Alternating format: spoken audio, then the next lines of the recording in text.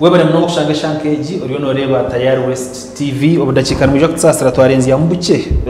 umudakika y'ishatu ubudakika 20 bwarabamu konka twatandika amazina ni Didier Nyakahangura kandi program neyiraka program yitwa Ntutera Tochi ombyo bwebembezi ebyo butegeke n'imiturane y'abantu izoberi rwakwira actually tukagamba huku izoberi turukwija kubana tuyija nebyembarira yihanga aho mwaka ogwe 2005 esabite yahwire tukagamba aha ku president yagambira kwihanga ryabireri ninga state of the nation address kandi echo nicubaho tukubarayo esabite mwe tukazahanshuma yembarira yihanga izoberi minister Kasaija yatereza embarira yihanga ituriyo tuzafutanduka kibanza cyo kwa mushanju konka yabanza yagamba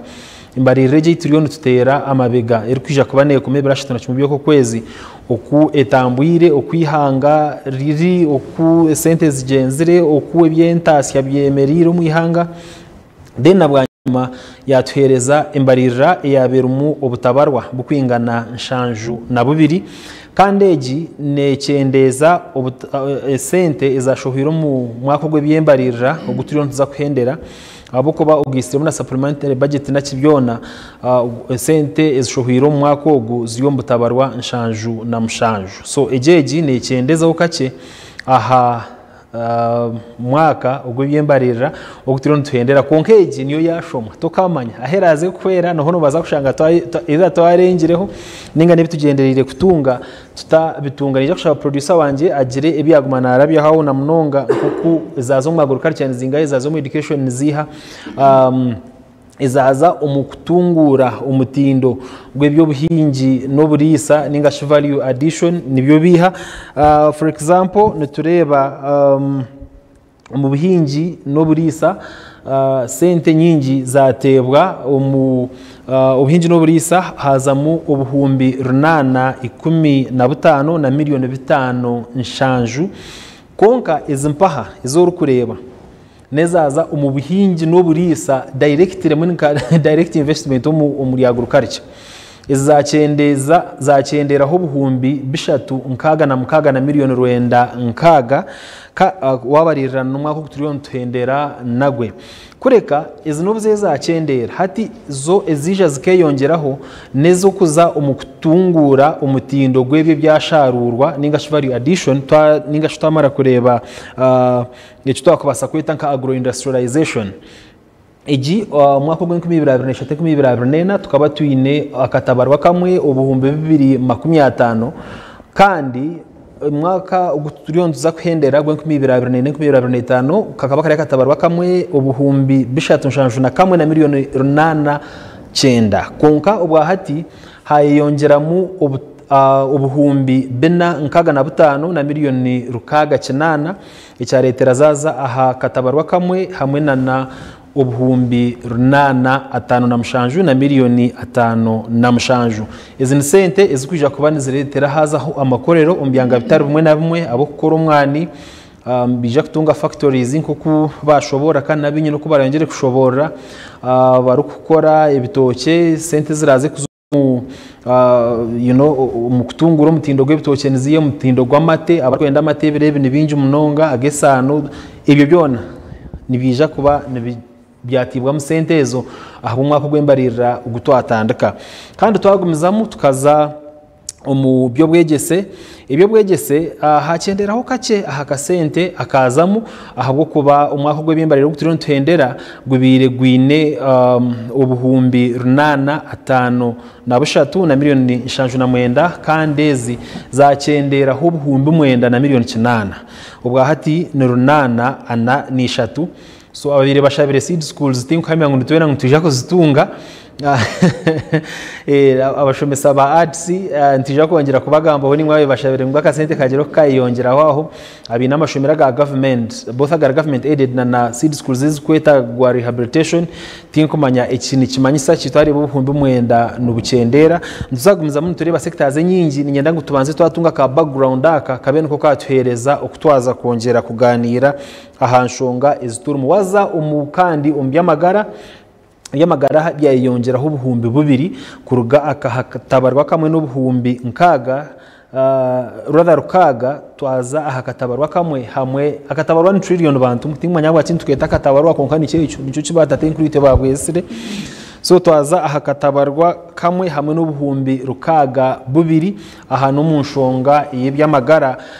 kandi twine protocols nyingi student signing nkihanga kugira ngo twabantu tuhinguza embarira yihanga hine % yatibweho for example kama Maputo declaration negamba 11% ya national budget ne kubaneza byamagara but ninde batuto akacuru yarayizingire konka igincrement ya nebo ninga kuko yongera twankeyongeraho byinshi tugarara mu amasiko twaza umbyo kwerinda ibyo kwerinda kandi nimanya ngo umwombaje nyabinyina aho ndukuza kubanjura haza kwija abine mu interest ya mani byayongerwa mu sente ezuru kwika ubuhumbi bna ana na butano hamwe na miliyoni 8 abezo miliyoni 8 nezo hatinkumanya konka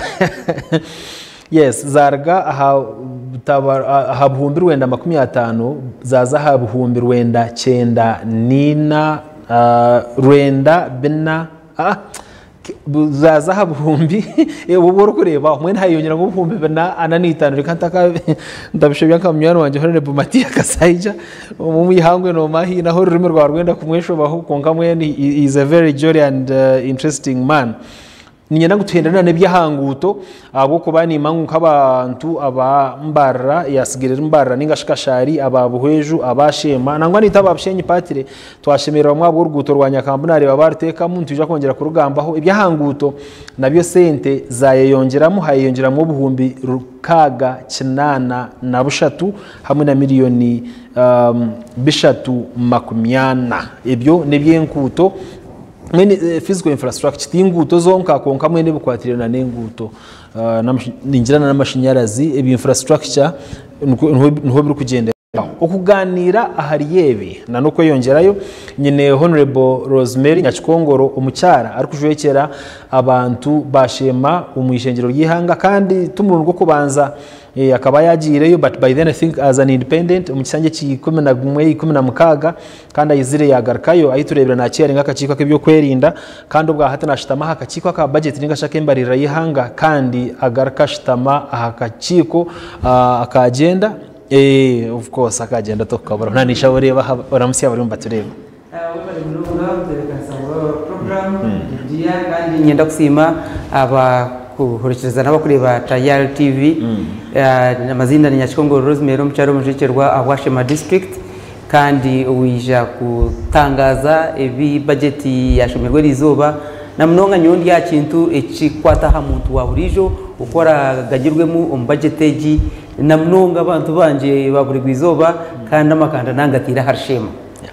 webare mnonga kandi ndijo twine ni Dr. Webitabo ni Dr. Webitabo Benjamin Musita kandi ugu aine PhD mu economics yashomire aha Nelson Mandela University muri South Africa kandi akozire research mpango umbintu bukwatirene nebyentasiya nemiturane y'abantu haro nebindi byaro nakora kara atilibate na wasa kubugambaho yatari atilibate na ijaka birekana shobora musi abantu batureba Dr. Webare mnonga kandi ukumpa wakagisha nkantwere ninje ho konkambe himwe afurikira kandi nashanga environment akahindukira cumi study first class. Thank you sir. Nore we are muri muzari international level nisimo burumugurya. Thank you. Kandi ntwarukura mutse kwanje aha abantu bona bari ya TV kushanga ngo ejesha uri Tayari n'ikintu cyukuru kugira ngo ejo budget yiwashoma wahurana bagamba mebigamba bugumere byo rujunge bumwe hazebi ashaha nkeji EGTV ne bikuretera ahakwetegereza kwawe umurunyankore umurumo rwo rukwetegereza mbene ubwo TV uturebe je twetegereza webare mnonga Dr. Benjamin Musita no basa twegitaho kurabira aha Twitter kurabira ningashitweta X hati no basa kuraba aha Facebook no basa kuraba aha TikTok kandi turuna live aha YouTube by the way muteke comments zanya bari no batureba ntwija kuzushoma ahaza kwijana ndafutandukana na Honorable Nyaki ndumwita Nyaki murari nikoretse kigambo Nyaki mutaka Honorable Nyakikongoro nyirafutandukani umuntu egeshaha arakashunga arakarera ari kanyamukondo umuntu egeshaha ari masheruka ari cyangundu umwino bwenkende uko hanze bine cyaro maketo umwino bwenkende age budget ne muyambete yasho mwizobere okay webare mnongo mtebekana sawa programu nyowe waza kushizime budget neganyurwamo actually umuntu ugo wana ugamba umunyashema ugo rukurga masheruka ugo rukurga za bisobo ugo rukurga mwene umunda yamuri buruchweka chona hatu waza kureba wareba nka budget eyenguto for instance yes shartyoka cyakungwe yiyongire na munonga waza kureba infrastructure development ezenguto ezeyonjirwemo nore bakutwa bintu hinguza budget abantu bakamba tekateka nkenguto twaza kuta mezi za 1 billion ezukora eza district na 1 billion eza municipalities hamwe na cities abo kwatwagira ngo each financial year nteka kuteka mu esente zo gukora ki enguto kandi nawaza kwetorora hati noreba nko mu districts nyingi nanguna municipalities enguto ziriyo zikorwa which means omuntu owashema ogo wana ugamba a billion yo kuzo mu Shema district neza kushara ubuguto bwa Shema billion yo kuzo mu municipality neza kushara ubuguto bwa municipality turiyo ntendera umwaka waza kurabo mu Shema hati noshanga abantu bakorera kimwe nguto zona ziyenze gendo misho hatu twayongerayo njye kimanyisa ngo ntiza kwa tubyo maintenance of financial year eje twaza kutandaka abo kwe nyinje mpanda bagize ki bagigwiri echa kabiri budget eje twenka abanyashema nyonyiza kwifasa senga munyashema abo kwa no kujwekera nuko Dr. Naija Gamba gihanga nyonyera kubanza gukora highlights abwaki umunyashema naganyirwata budget eje norebo rwo rwuto urwa masheruka kwija kabohe ukaza kwizwera ukazansika nango kaguza mboka za Nyakambu ukazanya kabirizi ukaraba kuri Nyakashaka urugutoru budget mu Rwazamo haza abantu bamba shoma budget baza kureba bareba bibino kubacishomere ngo enguto ezibire zitari mu konke zongirwemo noreba president kwiyashomere state of the nation urwo ruguto bakaba batarkire kuri mu kubanza konko yashoma state of the nation akagira turwo ruguto nurutekwa korwa ntwire nindugambaho nureba barwongera umunki budget on financial year eje twaza kutandika meaning urguto rwitu rwaza kurwo rwagira ruta rwakorwa so no habaganyirwamo abantu bashema nangu nabandi abakutambuze byamaguzi enguto nzija kubaganyira muzita umwamedi dia waza futambura umbyaro byona ka hati abantu bari shoro mu mwana hata ubwo mwana gwaba gwezire kuza gutambuza kugusya factories yaba eby'imihanda mibi na mnonga umugwire gwenjura nkibanki mayisangu eby'amaguzi byagira ki byaburo kutambura kurungi so nyonyesiga ngo ezi sente zibateko mu budget itwa abanyashema nza kubagira ki nduganyurwamo waza kuzana nguna na bya value addition bibwana ugamba kandi na nangu hari ezinde zuwasigayo ezigira umbantu direct na mnonga ezemyoga ukagaruka ukakwata za parish development model ukakwata za wepe z'abachara ukakwata za minyeto ukakwata za bagurusi za segop not sage na yeriyo noreba ngo egende sente kugenda direct umuntu ubarire n'abanyashima abariyo bagira ki nabazitunga so eze sente babazikoze kurungi nico esente ezo mu agriculture zagera value addition hata abantu kubara kwate sente za parish development model bakahinga yishika parish development model neza kubenefitinga abantu abaryo mbyangro kasha ninge byo byinshi so kubara atandike producing at large because twaza kuzo mu mwaka gwa kanga parish development model tandike twaza kuzo mu mwaka gwa kasha kandi buri ichiya nubongera mu esente akawumbi nahura wake to tabarwa a trillion yes a trillion so nchimanyisa ngo abantu baza kuhinga ihanga ryona enterprise nyingi hatezo enterprises kuzirakanye amakanda batagatira value addition ninga okuhindura ncheteki ukongera very good wachigambe uti budget kugiho mu rujungu akagiteko munyakore kikomire ukongera ko mutindo president Museveni atwire natugambira ari kugira ati numurebe ibintu twatongera mu mutindo nubatsera tushemeye kuba twongera mu mutindo then ebintu tubuguze nkahi akabeya kahigro nyoni nyesiga ngo budget neza kutuganyiramo abo kugira ngo twatwongere mu mitindo ba small scale industries zaza kutandika factories zatandika kandi factories zatandikire ezo industries zatandikire mbweno ebya value addition chain ejo noreba ngo employment opportunities zibazabaho abo ko waza kureba that value chain production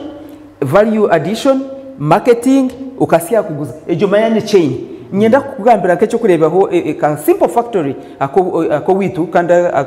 nkwenda kusima umushija numa nagora za government atakazitunje kandi twenda ngo azo mu UDC abo kwabongire mesente omushija numa na producinga omucheri esano hata ariyo nakore cyoma hango mnonga cha factory cha mbogo kugira ngo ergo musiri fresh bagireta factory ejozye egishare egihe mesano very clean okwa avoiding ebya aflatoxin so waza kureba ejo hari abakaza bakuboneza mbogo hari abakuyija kuchata hari abakuyija kuteka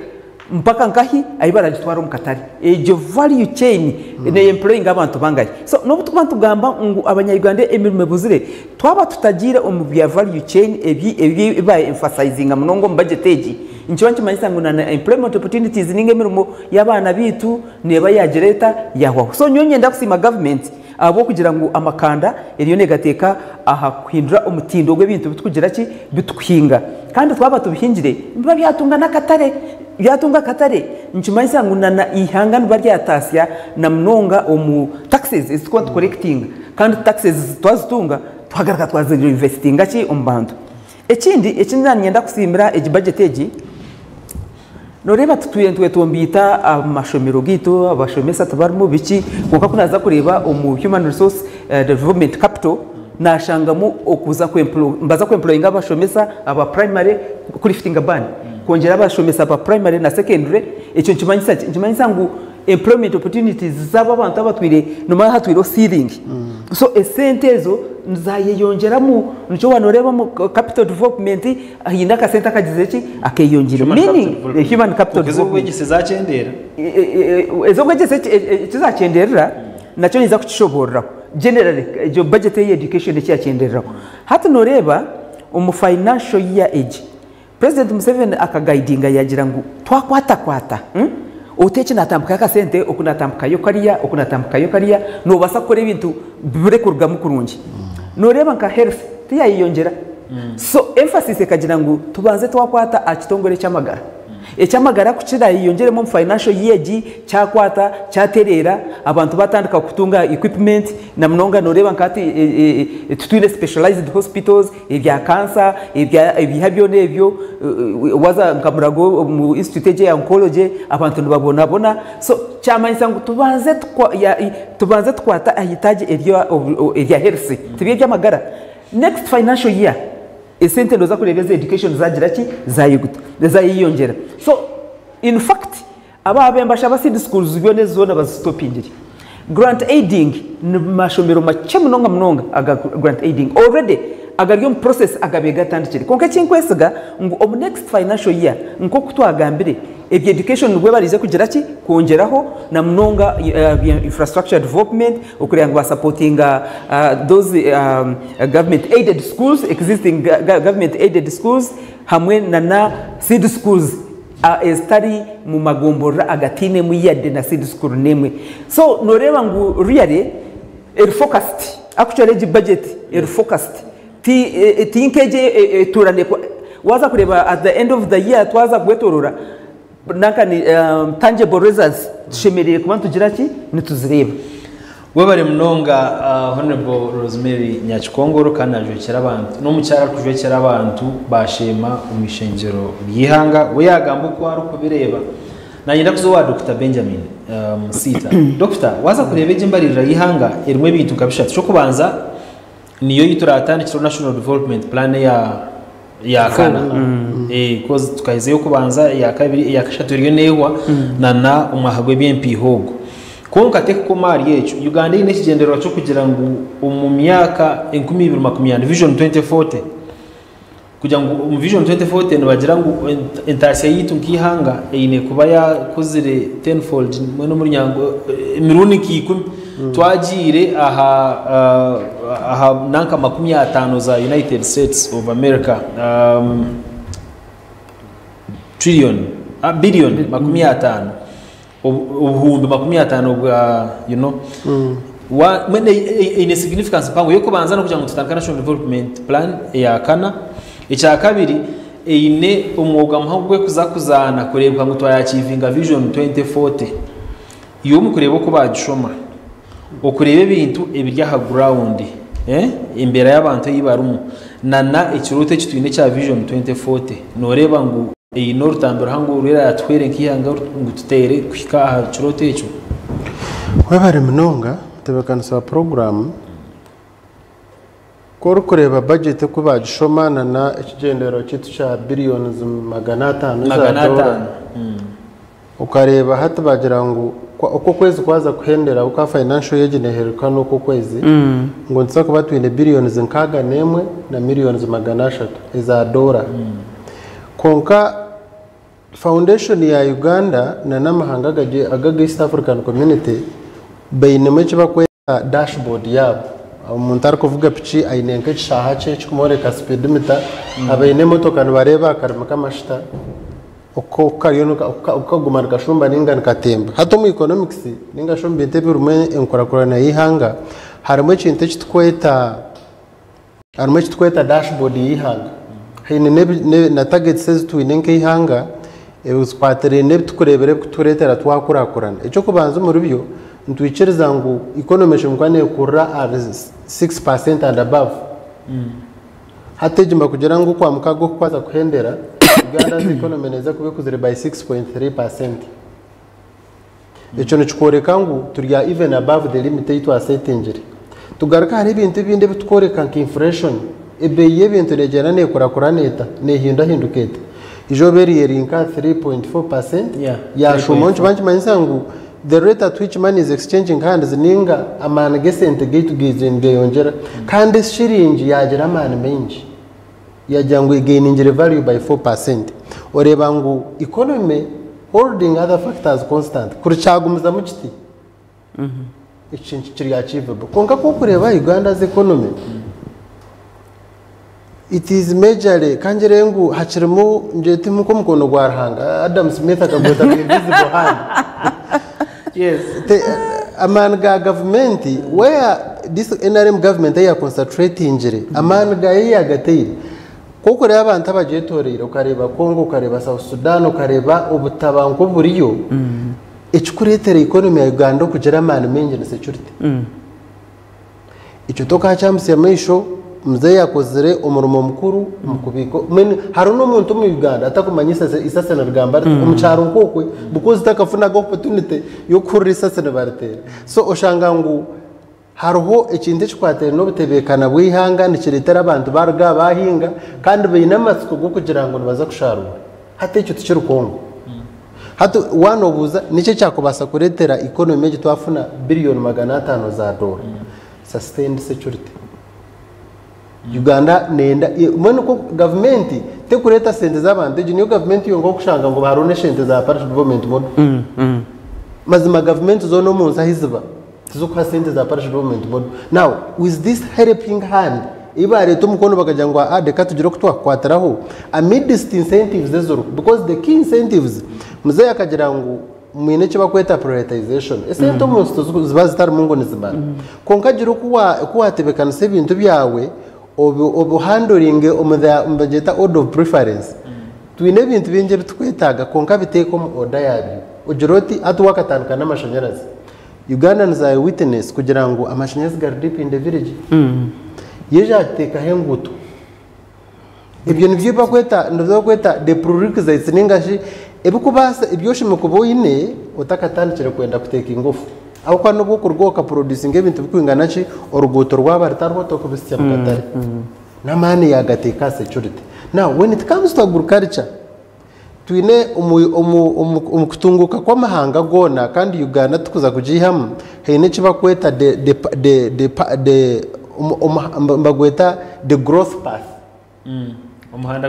umuhanda gwentunguka mbagera ngo amahanga gona garabera gatoje ngakuza agriculture then ibintu bakibiye mu agriculture babito mu industrial sector babyongera ho value wano gambara agriculture nija kusha producer mande undabize ho graphics zempi hiza zo muri agriculture bateka koko ihebye kwingo biwahingo mu agriculture ningamate ubanzo promoting ugira commercial farming ekwereka ngo ihangari ryo no rukura abantu abari mu agriculture nabashuba hatukora kureba agriculture twazishara nico nashabire hato umukushara kwazo this is at mchondo ninja azihuma agriculture mwombe kama amakoro gakoreye amategesano mukora kawa yo kunywa kugira ngo mwaza kutwara umwana mutakutwara umunjuma hata bayijayi bakweta industrial sector then muzo service sector. Now Uganda's economy ekabe skipping cyo bakweta industrial revolution. They had skipped it. Bakargoma agriculture, many people are still stuck. Over 70% y'abanya Uganda bari mu agriculture. Then bejo shanga kusente zindi over 54% za sente tukurunda no muyanga nizo gom service sector. But the normal growth path shobokene jirangu as agriculture abantu bana bacendera bazo mu makoro bargo mu makoro bazo mu service sector bayongera mbe na kinana nitana ojo na agriculture agro-industrialization. Yes. Now but they are now going government yone garkenye ma correcting enshoro yabireri because mwa producing amata kugira ngo Uganda ne producing amata garigo billion 5 ritazi 5 billion ritazi amate omwana ogure biro gutwe exportingera heru bagira for the first time in history omwana ogurugire a billion emwe gwaza billion 2 by the end of this financial year kwa mkaga tsakuba tuhire billion 2 omwana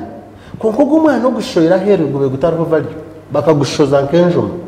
muzeyi nchabe nabuzo ijo barimo yagera tona yabuza nka Paulo ati mwabarugire ati mwabarugire ngumureke kwikiriza amazimanishi hati uko kureba ngo ejensho bariyo bagiyaho kandi amakoro gakuzo mu mwanya umutindo gw'ibintu gweyongera hati ibintu byabe n'ibishoro mu ihanga ushanga byashora abe yahiguru nanka ihangere bakweta Germany trine musango mwanya konkani riha mu billion za 45 za dora mu mwanya wo konkani zubuyanga muri Afrika ito ebore biro gumane be yeyonjireji hakazaho mushana mwinjo muri Brazil etwire rihanga rukuridingo mu produce ngomwana nje kujya nto mukono gwarahango guryaha nuguringu itwite tutwine strong irrigation systems konka bambagira ngo muri ryo mukamasha agriculture no tuza kureba mu okwirgatinga kwangu tuza kureba mu abantu bataki depending on weather kugira ngo ejura turebe nkaba abanywana banje bakaturice kuko ibiro 15 byo kwa munana twarembe bo mukerezia tuza kugishabira ati ishara niza kwihinduka zaguma tuze January buri kwezi twenda itwaza kwinjira noza kuba noza ino hinga abo kuba season ne tubata tugidependingira wokiri hari unsasa rukushikiri wokiri ha industrialization ningashibi y'amakoro minister yagira ngo amakoro gakakuragarga ahari mutwaro gumwe na kanana gaza aha mutware 3 na 10 umwene 2010 hata nagira ngo agati ye 2023 nagakakuragarga aha mutware 3 na 10 gaza aha mutware 5 wari statistics wari bihandikirwe ebine bintu birungi konka waba noreba abantu abina makoro na munungaga make na nagarwa gatagari ngongera kukura tax regime yitu nkihanga nega favoringa inoko eriyo negarinda umumiringo yebiri noreba ngo emishorero ho nimike kugira ngo ngabasa kusurvivinga kandi emishoro iryaha bintu ebirukuruga hero konke bitukubasa korra hanuya ye noreba ngo iryahigure kirukumara kugira ngo turinde amakoro ragarya agama korra gor kureba gine cyo bakweta tax holidays koro kubano utandaka factory yona yechiri into uruno gitandaka ukazo mu URA nibakwicereza kwa tax holiday jibanye manisa ngo twakwe imyaka 5 yo kubanza na policy ya URA kugira ngo kuwa kubo yombekere hikore rindi eje factory imyaka 5 ezeirendijo still you nanka you are considered for another tax holiday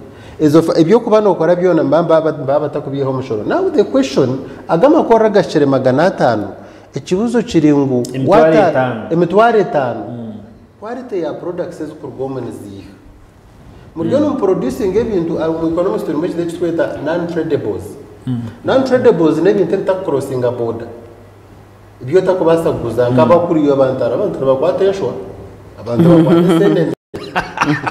hasa kuba kukwata itomu economics tubyeta non-tradables you can only consume them in your economy. Now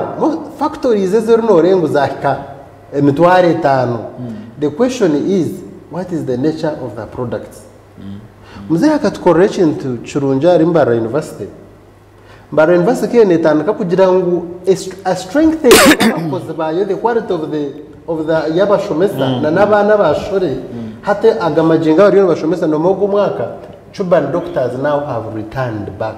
bagarachoro mu ihanga ryabo konka since Mbara University kuhetandika tutwiriho na Chuban doctors trying to show us a way. Now agama koro ninga rating antaneche hariho muhanda gwo kugira ngo leta umuntu arukora umwana gwo kunywa gurya standard ya UK. Now ubwo mu rumogomani government obwesho mukane ikora ne leta itemike kombe kama koro bushapunga leta umuntu atwire nakora kawa muri Germany umureta aha ayegesaba kawa bajikora bata hakuwa imyaka 10 bari producing ejo kawa noza kushanga ngo umwana gwitu ntushoza product iriya German standards nchendo yibuze umwana ugukorwa aha nuguhora kugenda gufind ukazo mu European market. Now that is the question, is the sentence mo ngero mu agriculture is mo ngero mu processing farms mus planning muta is it like a fruit of a franchise no mwenda kuretoria mu mutem center ayongera umutindo level yo mutindo yo binde gukorwa muri mbara ibitakubasa kuzana na Kongo kabigere konka bitakurusinga bukaza Rwanda bitajire Kenya. Which type of products are those? webare mnonga Dr. Benjamin Msita kandi kunashomesa ebyobushubuzi na nebye sente mu University ya Mbarara ni doctor webitabo PhD ntakamweta doctor kandi cyakaruka mushanga street to mwana wanje arwire byamaraka banje ngo ni infection shana ngo amutere ikintu mbiye kikatu kandi tuyina na Honorable Rosemary Nyakikongoro umucyara ari kujwekera abantu bashema umwishengero ryihanga tiro tugamba hambarira yihanga yashumu izobera kuko narabagambire nembarira yo mutano cyo kubanza nehendere cyo kisanja 2021 ikuma ensangu niyo ne kubanesho borra ibyaraganisibwo manifesto ya NRM ebitaka hikirizibwe ahabwe kisanje kikiriyo nikihendera kandi negarike tandika entekateka yo kutungura Uganda iyo murundo gwa kana ninga National Development Plan eryo neza kutandika mu ahubwo byembarira ubutiro tukutandika kibanza cyo kwa mushanjo kandi negarike settinga pace ninga setting urutambo urwo kureba ngo entasiya yihanga hatenetekateka ngo neja kurura aha buhumbi nkaga na kamwe no mushobo ubwa sente za America konka ni gambwa entekatekero no kugira ngo mu myaka 15 yaza kwija ne sente zine kuba nezukura twine kwa tutasya sente zitarhansi yo buhumbi 500 ubwo sente za America ibyo byona ejembarira no mukono muhango ukwera bene shobora ebintu ebyo no jafutere sumu ahaza kwija no tugambira yuko rukureba ko ejembarira urabase kuganyurwamo iwe nko muntu nani nyenda kubanza nagamba ukakena Honorable Rosemary Minister umukugamba kwe yayereka ngo uburu bucendiri ngo abantu aboro runkunku bacendiri abo kube 2024 bakaba bari ubucuye kabiri nabana 24.5%. Bro bantu igana babo bugano koshanga baboro runkunku abiri nabana konkati yajya ngo ni 16 na nakacuye kakamwe then yagaraka yagira ngo abantu abari mu subsistence agriculture banjete ki ikidachonka ngo president arugamba barukorenda ngo bacendire abo 2021 ikingambira hamwe kogwe nubwo tutandika National Development Plan yo kubanza ya kabiri ya kashatu itirion tendana no tutandika yakana so nabo mu comparing ncyo cyana referring to that by then bukabwe ucika nkaga na mwenda aharigana konkati yagamba ngo abantu abakiri gukora kugira ngo kastobu ni gute bindi byenda birere burubantu yigana shatu nabashatu nibo binenteka tekejo wano reba statistics says zubonire konka wargaho kazashema nukwebiri ninga justebe nebahandikire ninke barahaya ya Paulo yayo hereriza abakorinso nebahandikire ninga nibyo biri ya ground wano bareba ibiriyo muri shema nyewe nitekateka noreba government ninga ministry yanehereza statistics nehereze zihanga ryona average Yes. And indeed nyoni njyago gucendire cyo bucendereze niki noreba ku hizire parish development model ijana itagatinga abantu aba bakorera ikidacyo ke president agamba subsistence farming kandi bagira ngo eze sentence zitagatinga abo kwenda kubiha omboro nico beno rebera mu amezi macagahwire President Museveni abena tambura arikoza kureba eze sente ayibazitungire niki ekibakozere testimonies zimwe mbene muzireba and indeed by the way nkoku Dr. Yabanagamba tarihanga na rumwe ahinyetori erikwate sente ekarhereza ki directly umuntu wa burijo ngugendo zo gukora business zawe so abantu abazikozise kurungi no rangarosa mu change mbahereza testimonies meaning nubashara aharbariya abwana ogamba the 66% 69%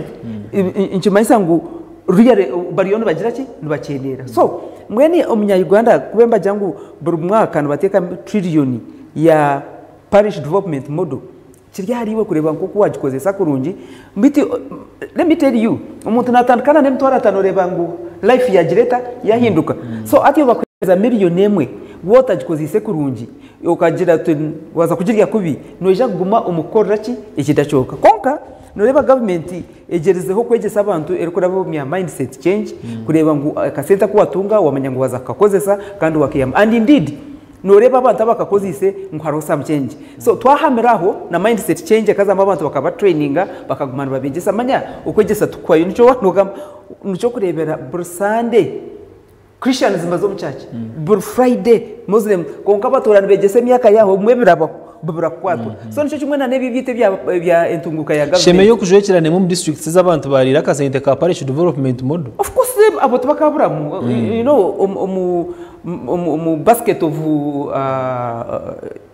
what tomatoes kakabura muri nyanya rumwe rwashishe zindi so of course nabo bari entaro zikabaziriyo urukurambirwa ngambagira ki konka generally abantu hatabegarukiremo kandi bariyo nubazikozesa kurungi haza nanyenda gamba cyaguruka cyo cy'wano gamba ngo it has reduced yes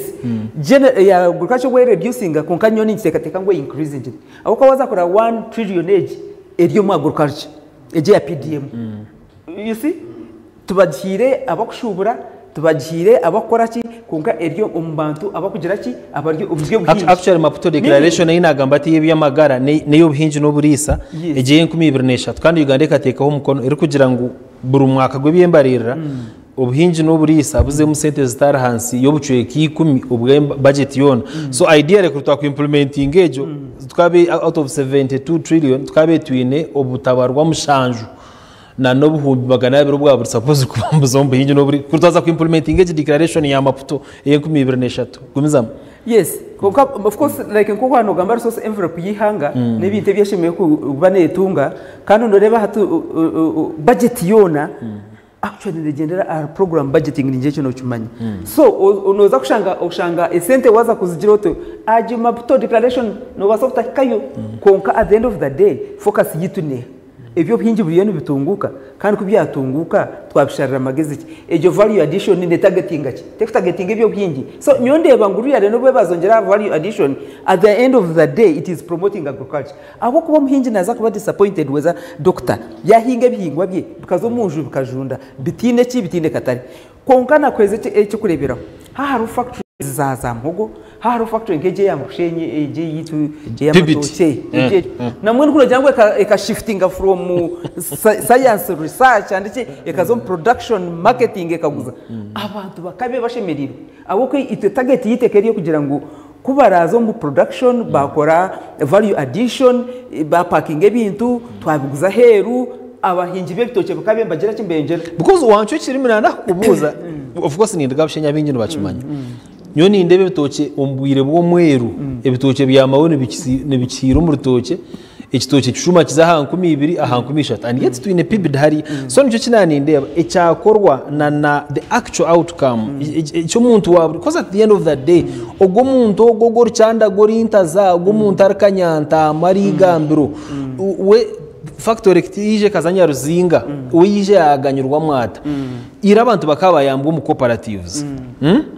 ushanga ngo abana be bitoki bino cooperative yabo yeme bitoki no mu bitema ubwire bwahika mu bitwara mu supplying nka Happy Day factory y'ibitoki yitwa Ntugamba muija mutunga sente zanyu aha muheru mwenda mwamuri yabo mwani nico kimwe mwamuri yaba mate nico kimwe mwenda gure byo mama bigura nka society actually bakametango n'aba society mukwatanise mutunga bwa runtu buke mu bukombera prices mba nimwe mwasharamu izi factories zo twagambe z'emitware etane zizahikaho bwari kuganyirwa munoha honorable nogo ruhingo mwani nogo ruhinge bitoke ninga nogo ayine ka factoraka the middleman imwe kabebembeze mukuzire cy'uri kumara kumobilizinga abantu bahansi kugira ngo nabo bayikore mu muntu bagire ko baganyurwa because it is also possible kugira ngo factories nizeyongera kunka no bwora hansi no bweyongera ahubwo kugira ngo middle class iryo no yongera kufeedinga ninga kurya abantu abari mu lower class hati noreba ngo ejo middle class niyo president atuye na Rwanda ibyanagamba ibyo kugenda kuguza nkumwani guryenjuma uriya kikaka gu processinga akeza gu processinga ukashanga kilo ibagura 10 hati 10 ningana 10 kuriya yagiguza emitware 5 just akantu kace so promoting these industries nyoni nyesiga na mnonga ihanga ryitu rya Uganda niza kuba cyayamba uriya umuhinjo wa hansi kugira ngo ebe yatunguka ekizube kitwine cyo niza kukigamba habo kwa 20 kigamba ni nkeke cy'amatoke cyo hano gamba abo kajyo nyaruzinga ubu yatandaka nuko etwireho itwe na president akatwipinga yagira ati iki kintu cyo kuyamba abantu bagurwizoba abakwinge bitoki kandi cyaheza kubahona na hand factories zitandike kujya zitaze ngone rebe kizube kiruho twikeze ninga twange abashome bebitabo aba doctor bakashome bitabo bakakora za PhD bakashoma nubazo mu research umwaka guza mu research bacondoza bukumu bacondoza jagata bacondoza so imyaka ya PBD yaka actually itwa bamweturumu a little bit disappointed because bakabire ba producing ibintu bya mani noreba wano ukora umwuga icyo nzakugamba watu kigamba hona n'umuka kwasizito kwe twagira ko rye scientist kore bya science ubisyampa kora bisyampa leta bashomere byo bushubuzi the chain egumizemo ibyo bushubuzi bazeho baronde marketing baro kubaguza such that iwo kore bya science hatahemo ubushubuza marketing hazeho oraronda katari kubera aterere na tayari tahemo ibuganda ibya advertising itwe nico tutwire nitwenda konka oza kushanga focus y'abantu te kugira ki umuntu na hamera kintu ejin patent nekintu cyanje ngakitandika nyenda nkuncheze nze kusiyamera konka oine experience omu kuchondoza ibyakarondoze bya research konka to ine experience omunki omubya omibyo busubuzi wakireba so kwe wakora that factory iwo kashoma wachondoza wajotuniza kuyamesano yebitoke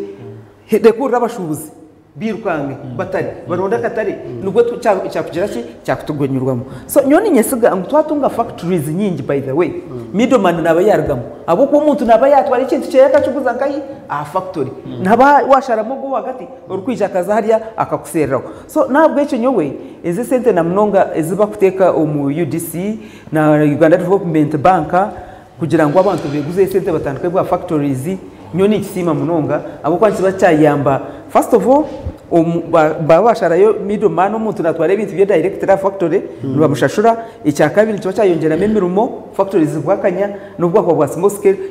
oje nango reba mu mbarra yanyu bwa small scale industries oburumu urebe n'abantu bakugira ki bako employing nibingi so twatu promotingire nyoni nyesiga ngunkiza kutiyo na mwaga gwaki umwaga gwemirumo bobera mnongo honorable Rosemary Nyakikongoro tumweta Nyaki kuko nanabagambe nyendagaruka kacho wa doctor wabana ureba minister yagamba ha figures is quite interesting really abo kuba yagira ngo nikitekatekwa umutekateka kugira ngo economy ninga shinte yasi yihanga neija kurra ahabucweka mushanju 7% is very good kugira ngo nutuje ko yongera ahubucweka mushanju aharigana kandi yagira ngo tuire na possibility yo kuzomu double digit twamara kutandika ukushubura amajita gitu na possibility yo kuzayo ikintu iki nicurungi konka kitekiroto ngecagimeka ngekikatumba oye yabira yine iki nikibasika wamara kureba for example kuko twizire nutukora hati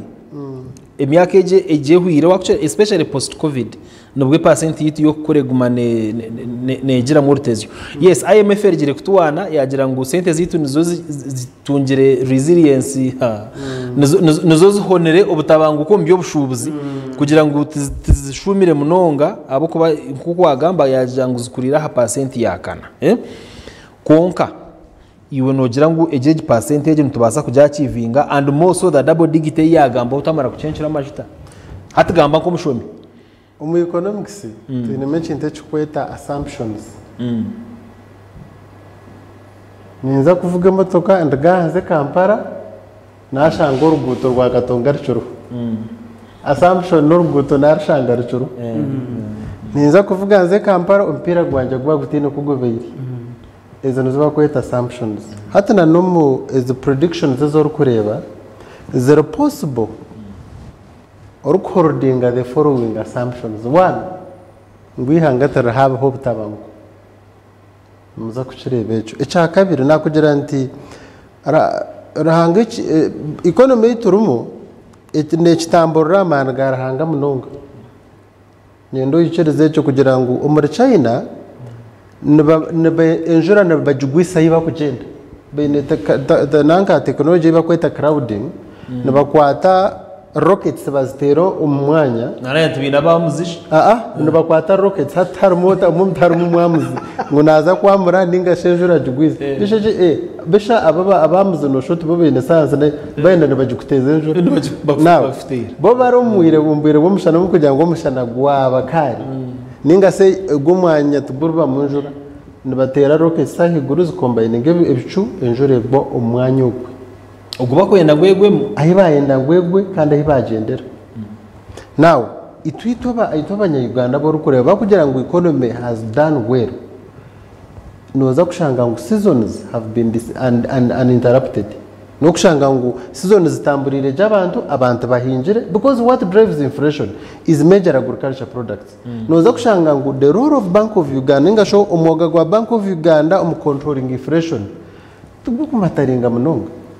because abantu abanyakampara bo rukurana banga bakuzo mu banka ku borrowing sente ngo kuwa employing ngo wa increasing a bank rate the rate at which commercial banks borrow from central bank how many Ugandans can afford even to enter a bank kubakiya sente nabachi noza kushanga ngo as long as ibyo kurya biryo mu katari inflation neza kuzahanza ya ngo interest rate zirgira 18 zazari 17 ejo cyari nakugambira ibi byona they are underplay with because ije yo kureba nka price y'amashanyarazi ebei y'amashanyarazi bakajikora in a way that it fluctuates with the exchange rate kugira ngo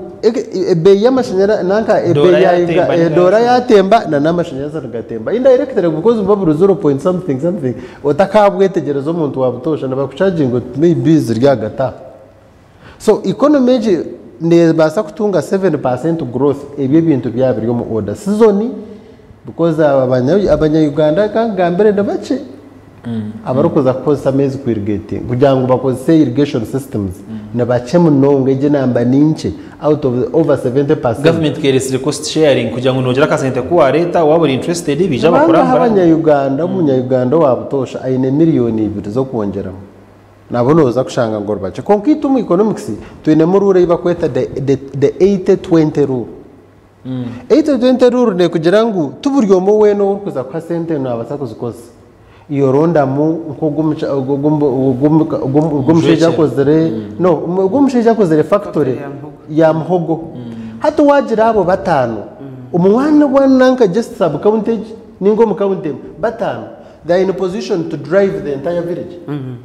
because nabasta kuto factories ezo no kushera no government ya tamu over $1 billion mu Uganda Development Bank kugirango base yaba abina capacity yo kombeka factory nkejo behiye sente bombesha makoro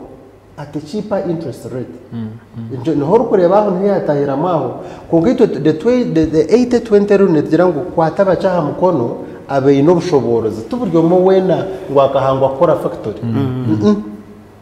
umuhango kuyatangire the way uko ine fingerprint yawe gite over 8 billion people bari mu buryo mo ine fingerprint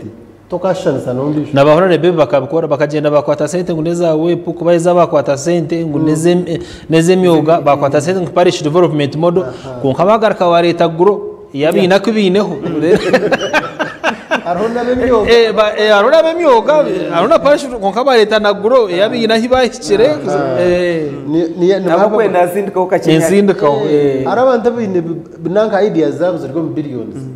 kandi to kubareta kabato parashu development model now the 28 rule ituduwaka niyo kanye ndio muntu omwe abatara supporting fully the PDM parashu development model niyo nkareba zif government rush to shift umuntu ekatekanje kandi njira umuntu wanoza kumuha miliyoni deka operation wealth creation itaragaho niyo nuko nene nkireba ngira ntabwo achi mitwara 5 utakujimpa mwembe bo mitwara 5 ukajimpa cash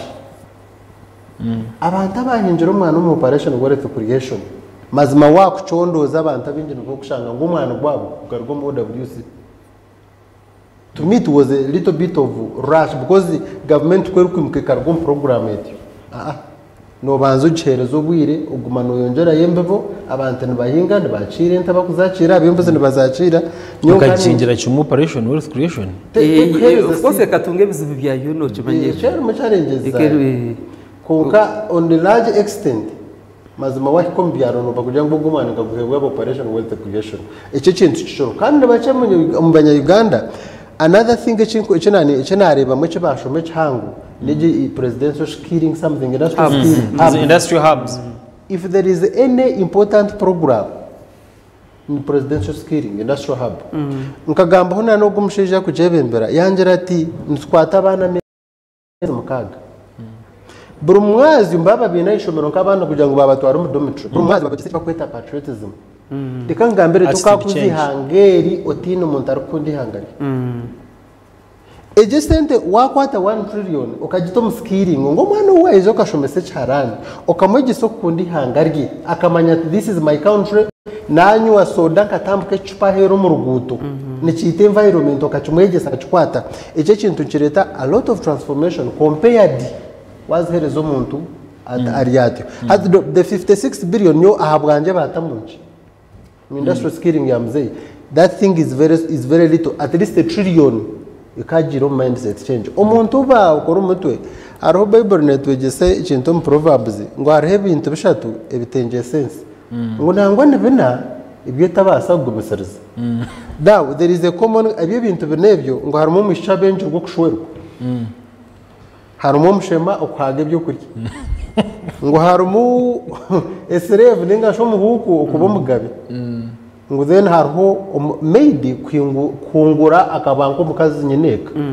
aba bantu bana ababona gambera barimo one common factor the failure to transition from the slavery mindset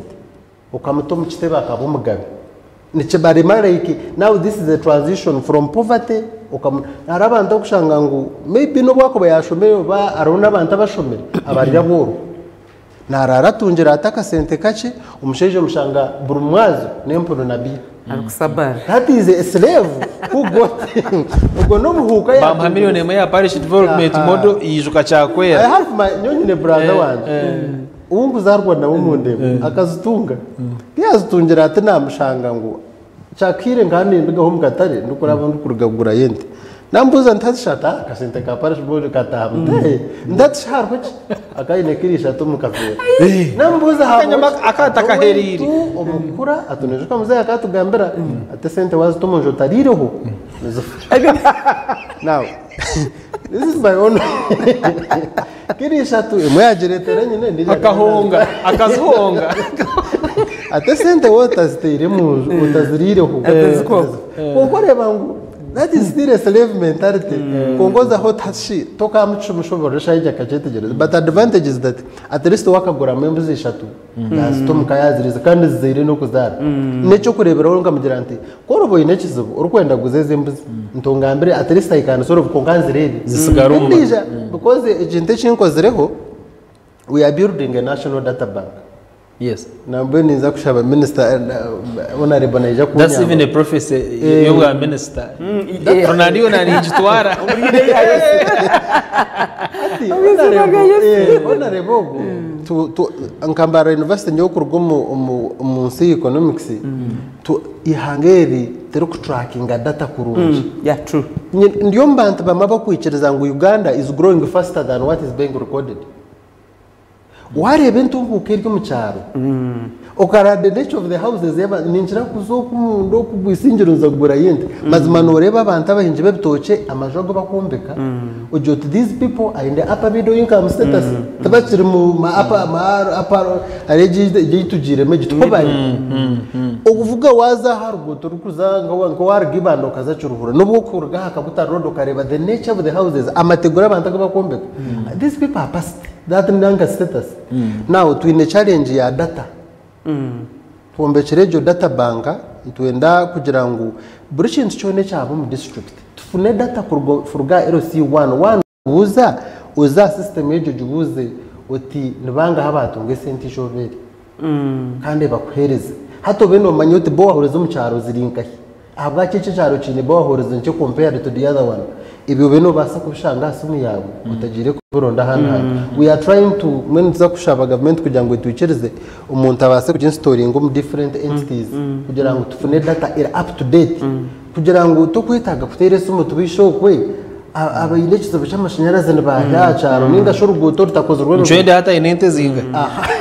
obeno ochimanya so turiyo tugeza kupacanga but me ndiyo muntu abakwikiriza ngo data yihangere tere accurate kandi Uganda has grown faster than ibitukoreba kweli yeah ndiyo mbaza futeresa umuntu batugambira abo kuba esumu actually turi higa gitekaho Dr. Yagamba noreba nkoko bashuhize results za census parliament kabaza yasakanza because they were contradicting each other so meaning that between exactly no mango abantu binti barababazire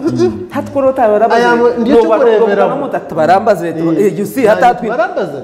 out of 3 twine babiri nanyita barambazire so twine mention cha data inaturese yayo kandi televizubu Uganda has grown faster than what we are seeing harmo few elements z'abantu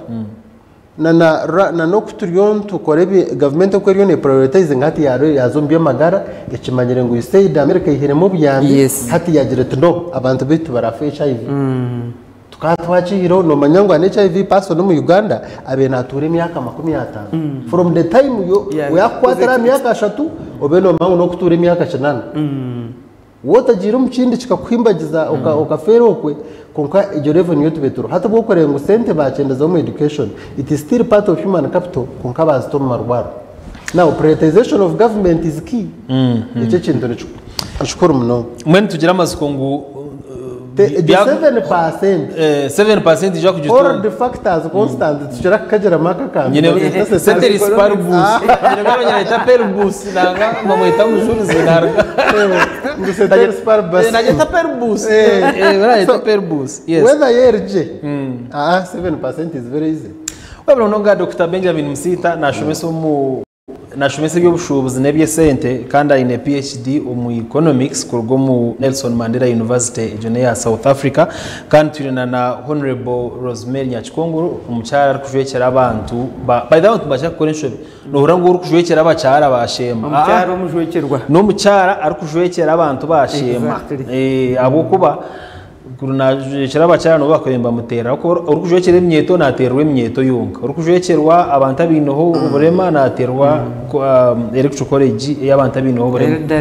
older persons nka mwana wanje yora mutubasimwa naterwa bakirinjo so ukukuja ngo naterwa bona just no mucyara ahabwa affirmative action konkar kujekera abantu bashema kandi nyina ngunzu wawe utaka kwasira amasomo ako amasomo nago kuza kwatumwire butari buringwa twine nambe yoro munonga zero mushanju inamukaga ashatanishatu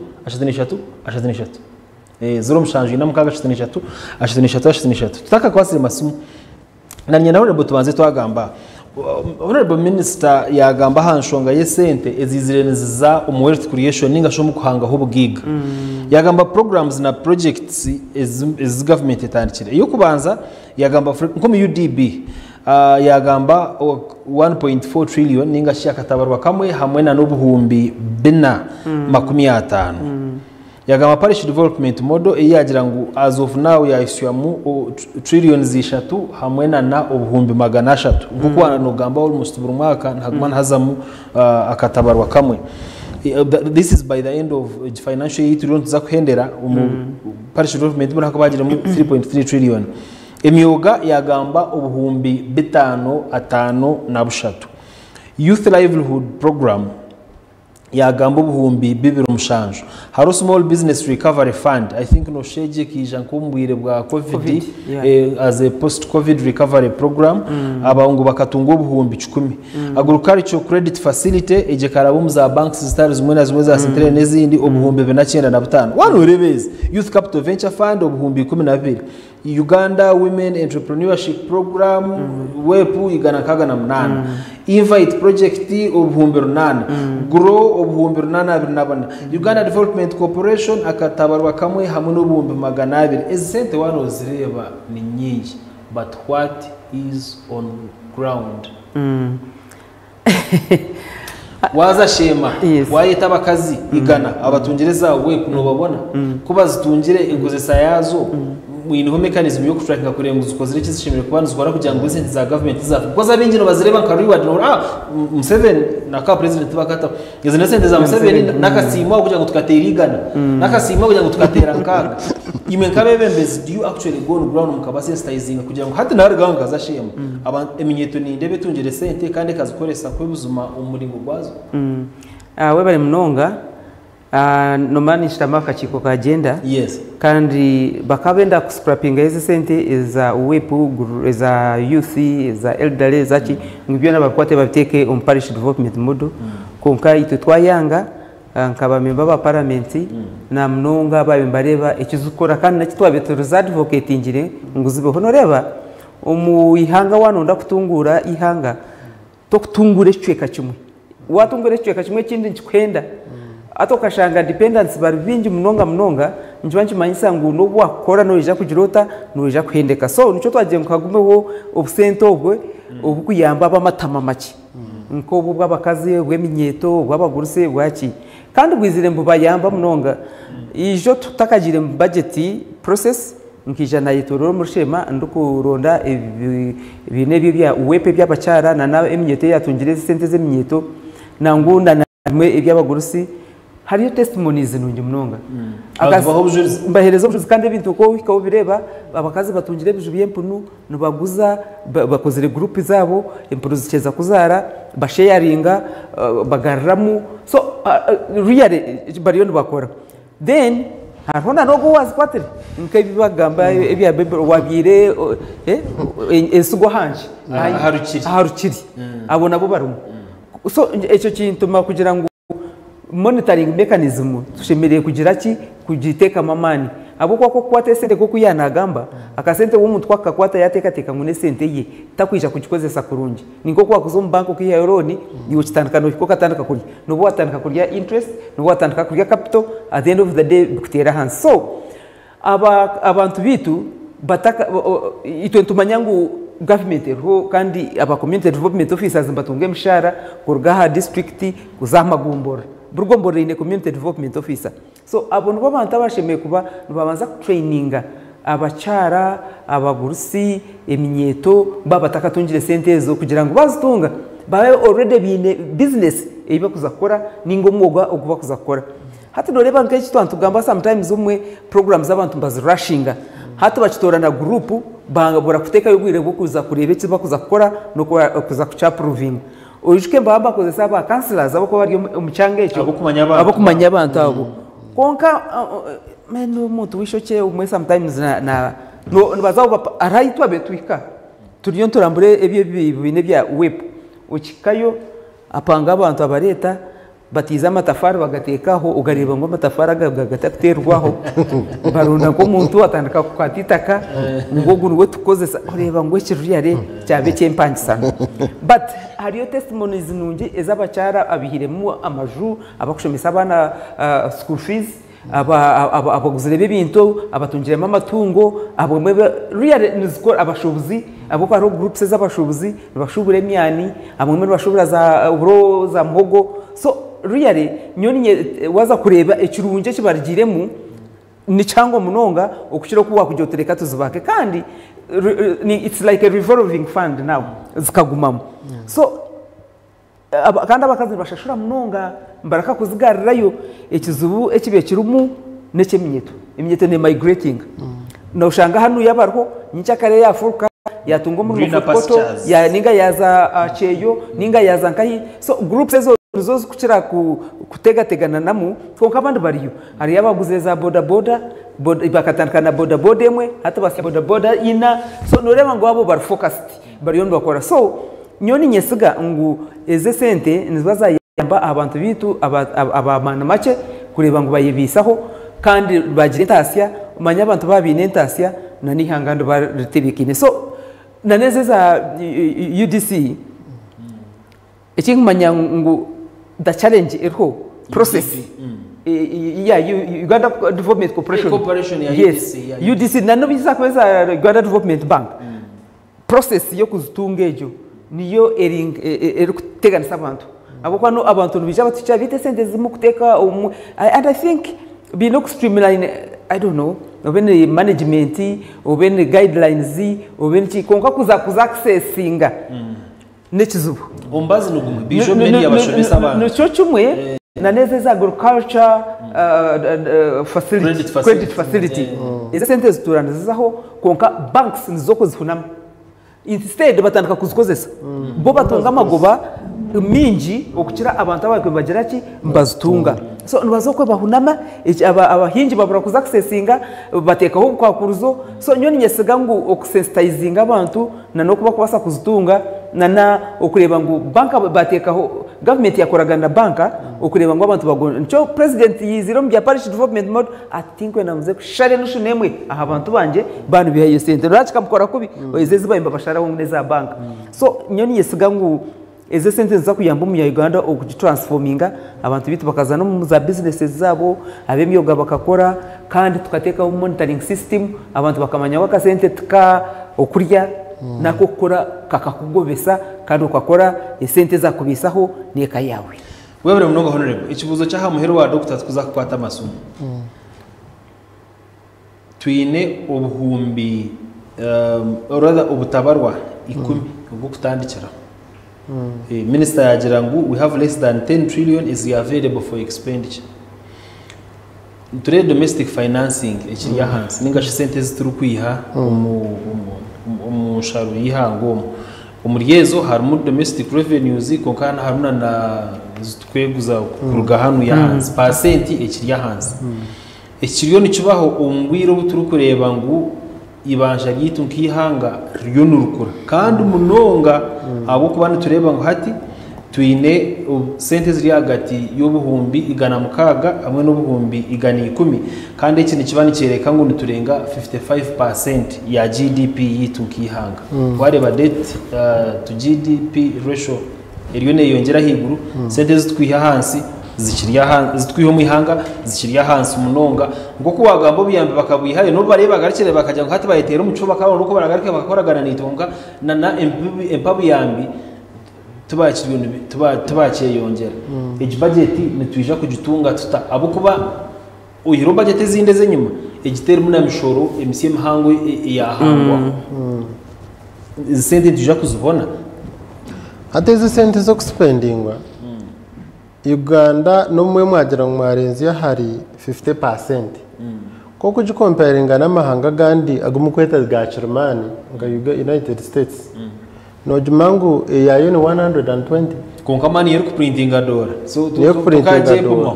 tokaje komaho konkeriyo 120 economy yane kureka this level of growth ya 6.3% koko ebeire erune projecting akuzara mushanju then na mashita gauge kuza double digit ize sente z'ubumwe nkuzerezoro bishashura so kandi toragume kugira ngo economic activities zibe stunted when you can easily borrow money kandi World Bank ikwikirize ngo garke inkoragana nayo ya World Bank na Uganda igarcireho bureke yargaho abwa donanka administration yo gwarejereho hateji obo bajigariro eze sentence basa kutungwa at cheaper interest because kishabireho bwahwira aha bazo Morocco now to borrow from commercial banks za Uganda na nabantu oruko baguza treasury bonds na bills noza kushanga ngo mbakira kuchireba nga as you are competing na nabantu bawo which is not domestic areas it has higuru mnoga na about 1.4 trillion zija kunaka and that's a very big percent koge eze sente ezo noza kushanga ngo iba kwehora sente nyinyi yongera na NSSF hata sente wanozi homa NSSF itwido bamba abo kwa NSSF bona nabaganyirwa mu munonga nore percent yazo mu revenue wo ina 100 because nchana ni kugambira yes America over 100% konkane ne na kuma labor unions za mu NSSF yayo inyinji yes ine na za China na kai ko kasente engineers home okitwe zum commercial banks kuno zo NSSF entirely icyo kabakoze tukabintu tuganyirwa mutumanya ngo atiri start baza kudeclaringa ka 14%. The only option to now to fund the budget who you must borrow, but where no World Bank now we no garka World Bank abaka funding a budget because to kaji funding at the level year konka the only hope na mashta wara mashta gaza ebintu biza kuterera Uganda karabom bintu bahangu kurugen kumibir na gumwaho no tuwagura za siko yizezo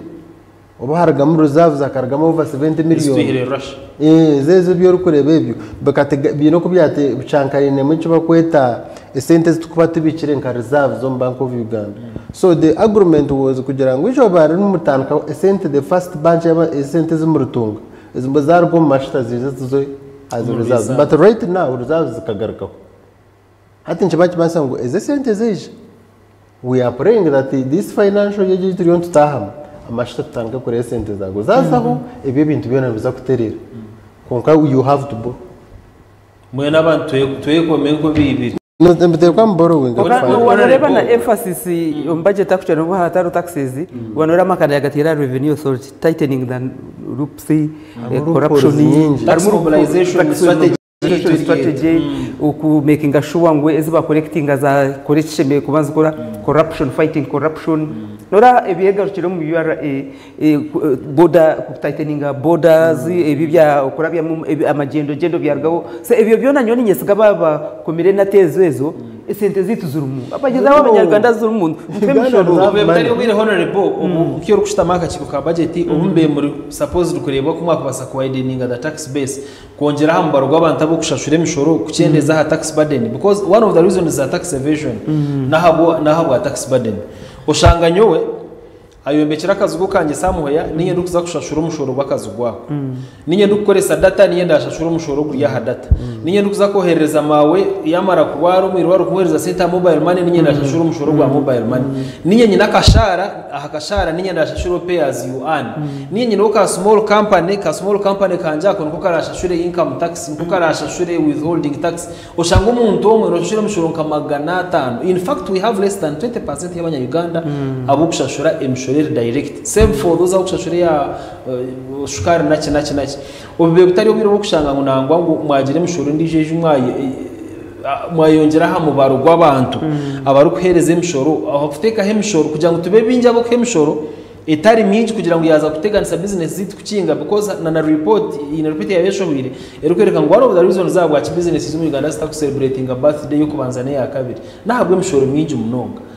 ubwo bitari ubwire bwo kugira ngo nangwa ngo emishoro twangusye aha namba y'abantu abo kugihereza tugira bitare to mu tax bracket abo abine sente ziri mu nyungwe zibikira nyine yesuga abantu tubakibika sente mu nyungu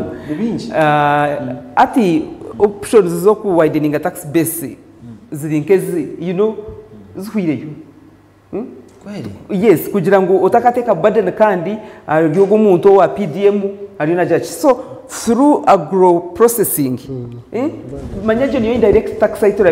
to widening the tax gap through industrialization through agro processing abukwa waba noza ku increasing industries ukaza exporting ukaza ku importing umwe taxes zimwe ziragire ki ko produce kamazihiro hugundo mushoro kashi value that value bakushashura abakozi bonkano bashashura exactly wakireba so nyoni yesiga ubwo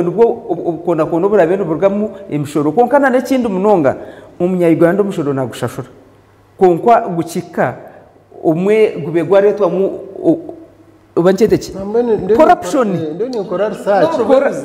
aha urwenguzi nico kurebera really waza kushoma na report budget report today bagira ngo URA amisho bazagateka URA abakozi ba URA za borders kutekaho electronic ibyo receipts ifurisi kugira ngo at least abantu bashashire kintu wakireba kandi zaza mu government kofa umwanya go gumanuza uburokwe esente zezurumu ni manya ngo bakoze research ko zurumu abantu bashashire mshoro konke zimwe ziburokwe nyuma hateze zo gambe ziba kubiko munyungu ziba kwiba abantu so government yabetirewe natezo nyoni nyesigaru yarengu tuza kujya ki tuza kutunga ese ngumanya tachirga muka agazi no grazing in each box yo kwanza instant Dr. Nogamage research yo araho research imbe ni nkoraho ninshira ku Brent side zisinjuro kuko raba hawa no kutaho muri mbaro shanga ho road block Brent no chashore nkomeze ingumita now amateka ga government ngagera ngo ugwa hakorekting ngo mushorogwe akwateze sente azitwara az reporting azitomu URA then URA muhereze share yi now atkuba kuchukora batyo hatu wimuko kaza hari yo kajota nyo URA nyo nyindi abgoza am gathering that data umbutare njirente zente zibakuguza tukushaginga murisa shaginga the middle person yes ogwa yagurenta rukuzara bintu ndeshe nkumitano cyo cyenkumita zero sente nyingi konka URA mwana mango gumshono gwa ruku government cumulative nyingi ukaguma no joti to URA mutwereze nkumisha to inkumi ziguma aho zirwezani konka gugende direct mu URA numutangara how much money can be gotten from council na honorable kankoje umushenyi njo nari umushenyi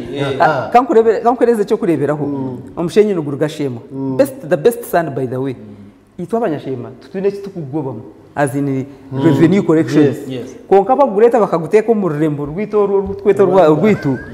bono bachange ngo mushoro okusingitwe so mechanisms tuzuru so and indeed atwaza kureba umushenyo ugwashema umushenyo guriyo gwa hariya ezo resources zetu akwetu ya muki sente so nyoni nyesiga ngo mwe paho nutushembe kuba turazi kureba uku kwa correctinga sente zitu kandi bazikakora ikishemeye kubantu zikora nyabaramwe no mumushumo wabi yari yamukono gwa musho akagira ugwa buryo akajya gukora ko mwiburu on paradiso kunyuzuke mwenda ngisha abembarira yihanga amazimanita babushenye mutwijuke uruguto karwaza kutucyo mugungu bagize ngo abakazi binenda tibacitaga kubanza banywa umukarukuza kugirebesha yo chikuru no mutumu ruguto usimba wakutere bina kurganya kabirizo waza kushikana nkakana nkakashuhiri muzima mutwijuko uruguto rwaza kwita uruguto rwa bushenyi mbarra rwa barubi uruguto rwibanda mbarra rwa marubi eze nkuto natwahinge bicori kwingana ki natwahinga amahurga kwingana ki ngabzo urwo ruguto mututeka teka waza kutere su 0 mushanju ina mukaga ashatu nishatu idakika hasigara bineshatu twahendera program y'iki naniye nango twatiye amasumu mutugambira hambariro kweri mu studio nyine mu Honorable Rosemary Nyakikongoro mucyara kuvekera abantu bashima mu ishengero y'ihanga kandi ashitama hakakiko kembarira y'ihanga budget agarukashitama hakakiko aka agenda kandi tuyinemuna na Dr. Benjamin Musita ne lecturer wa economics aha University ya Mbarara na university zezindi ezarushumesamo kandi no mucondoza aha by'entasya 0 mushanju ina mukaga producer namba gitekeho batayi kwasa kandi wamara futera nija kushaba ukendeze volume obase kugambiza ina naho uri utekiteka teko ninge cyuze cyo rawe tayari west hello ogwen tayari radio uriya tayari se hello sebo wasibota bande ngire kuronseho amazina nayo watera no gamba na ayimsuwe didas ngine barahire programmation cyanje nshema sebo wa masyo nashemerwa umunonga abo kureta bakurabo kandi bakagira icyo batsobora ambarira yihanga meno nanimbuza kandi nyongera kushima basemerire kuguma mbatwegesa batine kibakozere kuta sente. Yes. Kandi ntima umuherezo gwe ya Kikongoro naye bari gumana soborra abantu We baro wa kandi masoro. yongere kusoborra abo kwata government. We bari mnongo waterera amasoro. Ubwo yaraga amasoro muri Shema katwate yo ndijo Tayari West. Hello. 0 mushanju ina mukaga ashatunishatu iha mu volume gamba amazina naho uri n'ikibuzo cyawe ninge kitekateko. Hello. Hello. Yes, Tayari West. Ese buri Tayari. Mwabare kwereza. Mwe bari kureba amazina nayo waterera. Niranyita Gaddafi ndi Kagadi. Gaddafi waterera Kagadi. Tugambire. Esebo. Ekibuzo. Nashasha munonga kare kushanga ngo abamoni bakwibazo ba honorable bitabo ni bibazo bakuba wagira ngo abantu atenda yabo mwiyongire. Turhamu. Wagira ngo ndase y'abantu yongire kandi yanga ari kwehora buri mwaka buri budget njyagine kubanza kwehora atokagira abantu kandi ndase hategira yiguru agaranga kingo basa kukinga nakaci kandi ese ni ari mwe bari kwireza We bari mnonga kutureba ushayagamba n'ubusasi bwinshi hano rebo yaterera Kagadi. Noja kushobora na Dr. Naija kushobora. Hello. Tayari West 0 mushanju ina mukaga ashatunishatu yiha mu volume tugambira hori ugambe ko amasiyoro kuyagamba tiyata mu volume nangwa no wakagadi tiyagiteka mugamba amazina na hori nekitekateko ninge kibuzo. Hello. Hello. Hello. Sebo wasibota. Tata. Amazina nayo waterera. Sebo. Wasigamu. Kama nimefika Katungu Kasese. Kasese. Hello. Kama nimefika Katungu Kasese. Sebo. Kusema kwata ni kuasiri. Tana kurra kurungi ubuzima. Wakasese ni mshaboga ariko teresumu kankwate y'abandi babiri 0 mushanju ina mukaga ashatunishatu. Uri Tayari West. Hello. Hello. Sebo uri Tayari West TV. Wasibota amazina nayo waterera.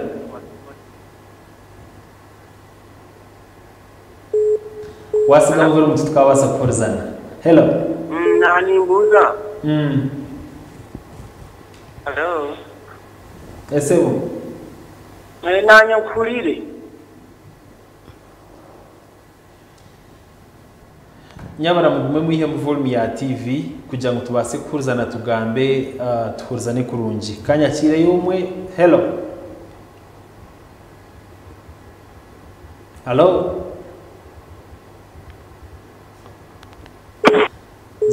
Hello. Hello. Sebo. Hello. Hello. Ese didi yakarangura. Uri Sebo. Basiba kurundi. Ngomere buzuma.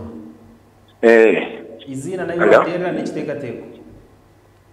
Ese akadidi yakarangura. Wasigamu voro mu cyo. Nabo sorremo ku mwana wa wira.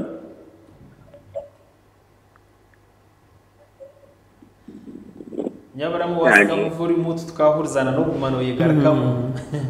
Esumwe rakagambo mute ninga mute MUTE banzo kimate rero tere esumwa ha TV tubase kurzana kanya kire yomwe 0 mushanju ina mukaga ashatunishatu wa muhero. Hello.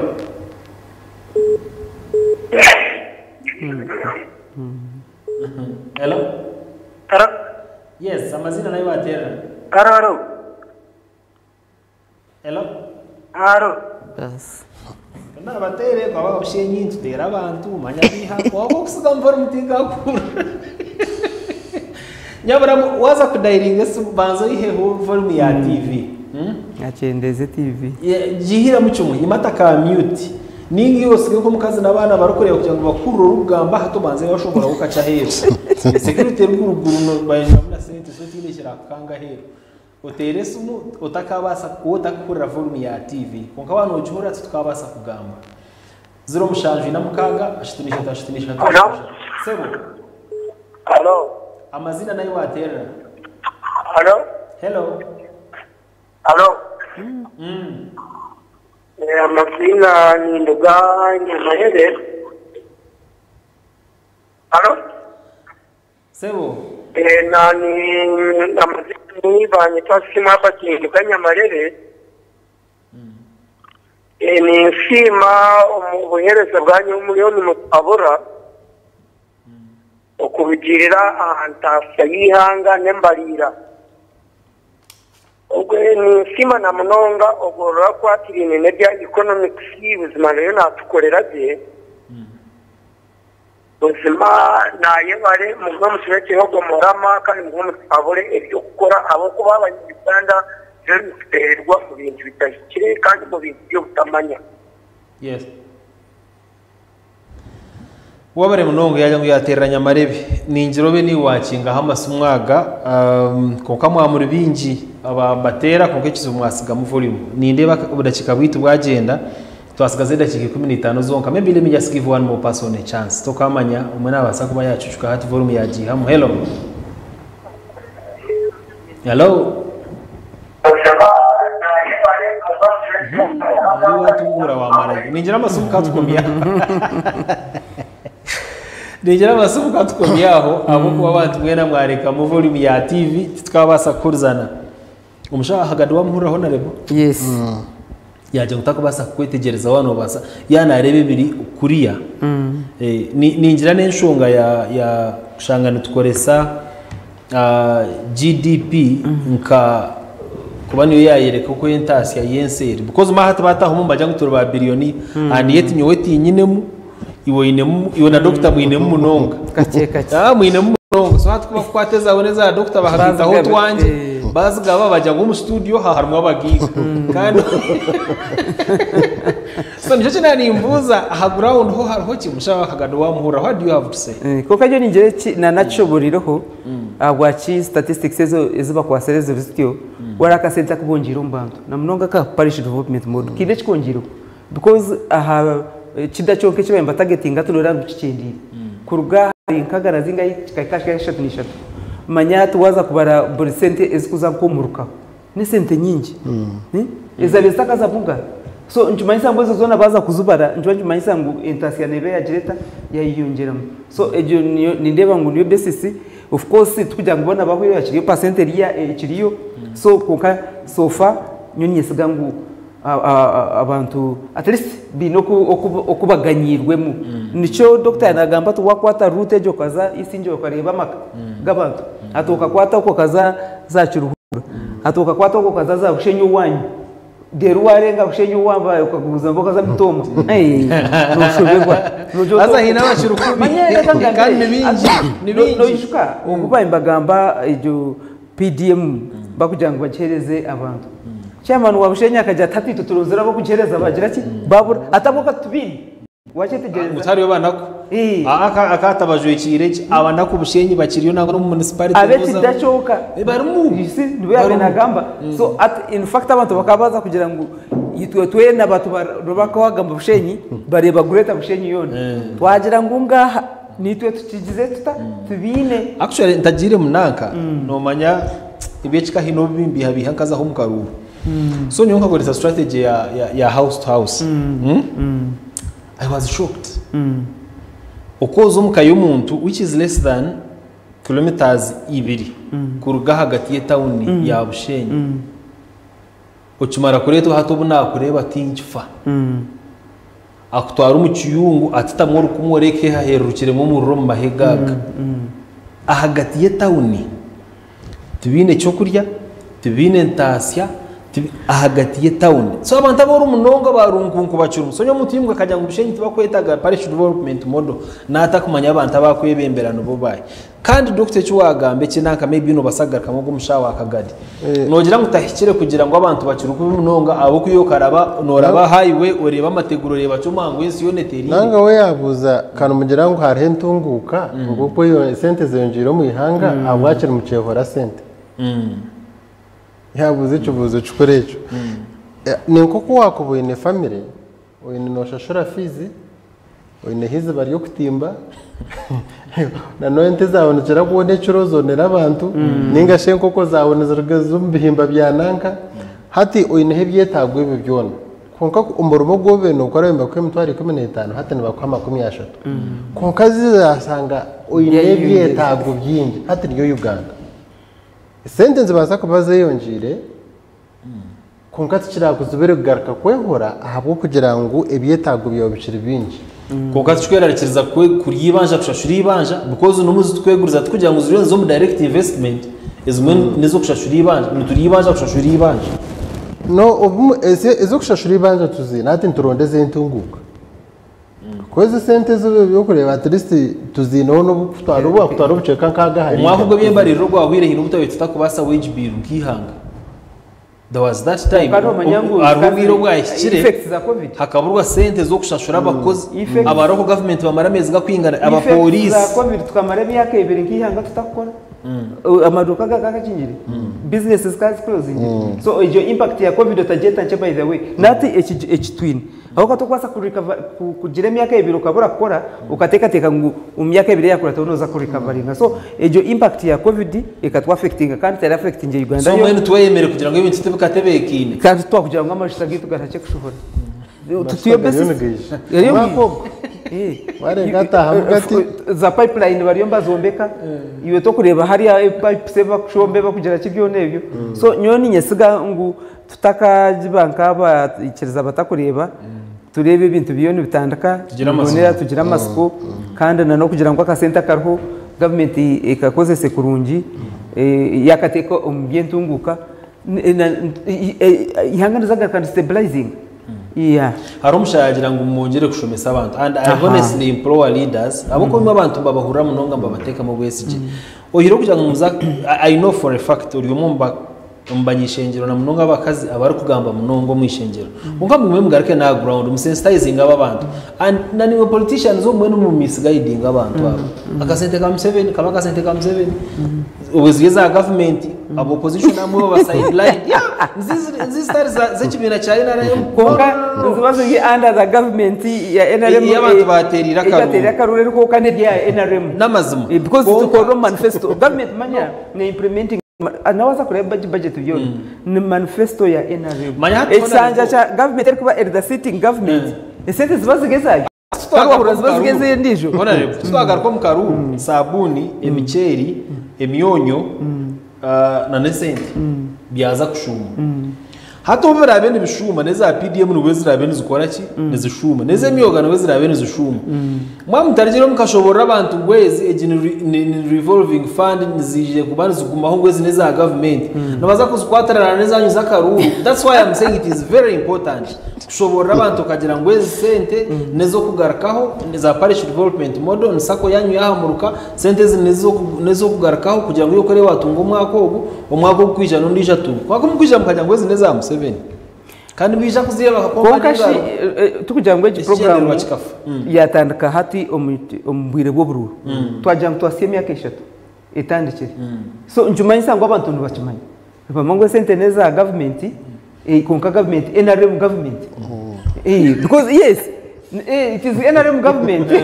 of course is robwire kandi NRM government eyebirwe president Museveni so one ogambote sente za Museveni niwe minister wa finance yes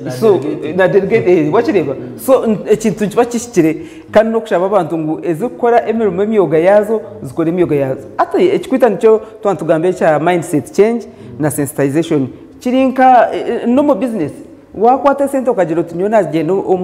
muhamesako ni hayoroni na niza gure bitoke kushubire bitoke konko bwagihayo kwa abantu utambura wareba katete karunje kantura ni 9 wabugana cyakwera ya roringa mwateri ututugerezo kwehamo mwaza umusende vino kusabara wachireba so ezo kuba washaraho nobo washara yo business yone so nico twantugerera ngo abantu batakatungire eze sente babanze baba sensitizinga nango bareba na businesses bakuza gukora na baba advisinga ko enterprise ko noza kuhinga urutoke noza kuruteka mota noza kuteka mepshu by'umwani ninga noza kuteka meje umwe ninga noza kuteka mamasha so nicyo twaje extension services zishimiye kubanza ziyamba ki niziyamba abantu bitu ko waza kuhinga umwani noza guhinga nkahi nebiti bingahi bakwa miliyoni emwe noza kuba wagure ebiti bingahi noza kuyamba eshente zikwingana ki so such that ba guiding abantu enterprises baza kuzamu babene bamanya ngo twaza kuteka meje sente mu myaka 2 nza kubaza zita zarigireyo so nyo nicyo nasimiro go mushija to amasoro wanajangwe gwe n'umunyashemo bende okwegesibwa konka kandi edidia no nanyenda kugambira ma politicians tuba kwegesa bonka government neshashura bakoze kutandikira ha district etekaho wa community etekaho wa agriculture etekaho entomologist no ushangana fisheries ushanga even na shema hatabo yone bya fisheries konkaro wa fisheries so abo bona bakayemba gira ni nyakambu na no witi ziriyokwe